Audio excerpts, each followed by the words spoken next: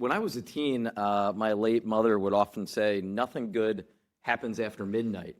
Now I know what she meant. This big bill for billionaires will truly hurt working Americans. Let me highlight some of the major points.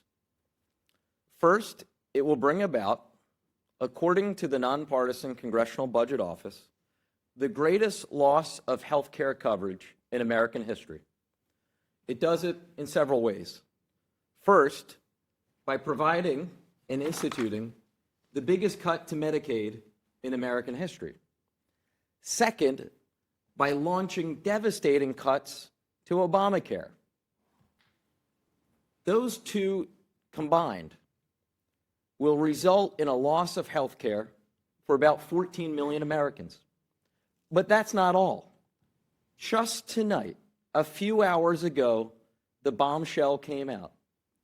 The nonpartisan CBO's official numbers show this bill will bring about an over $500 billion cut to Medicare, one of the largest cuts to Medicare since the program was created in 1965.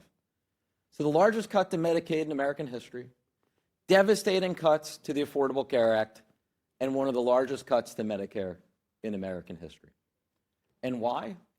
To help subsidize tax cuts that mostly go to the top 1%. And of course, those cuts I highlighted to healthcare aren't the only cuts that are in here. We also have included the largest cuts to nutrition assistance and food programs in American history, cuts to all sorts of education programs, and the list goes on and on and on. And does that, in the end, mean most working Americans will be better off? No, because also out from CBO just tonight are the distributional effects of this bill. It's in its entirety. And what does it show? The bottom 10% of Americans will actually be poorer as a result of this bill, with the biggest benefit going to the top 1% of Americans. What is also quite clear is that this bill is not entirely paid for. Even after all of those cuts to Medicaid, all of those cuts to Medicare, all of those cuts to the Affordable Care Act and nutrition assistance and on, they don't come close to paying for the cost of the tax cuts. So how is the rest paid for? It isn't. Just tacking on more and more to our national debt.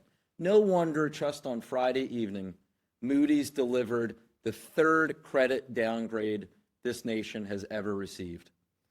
This is truly, I think all sides will agree with this, a significant piece of legislation. Frankly, I think one of the most consequential in our lifetimes.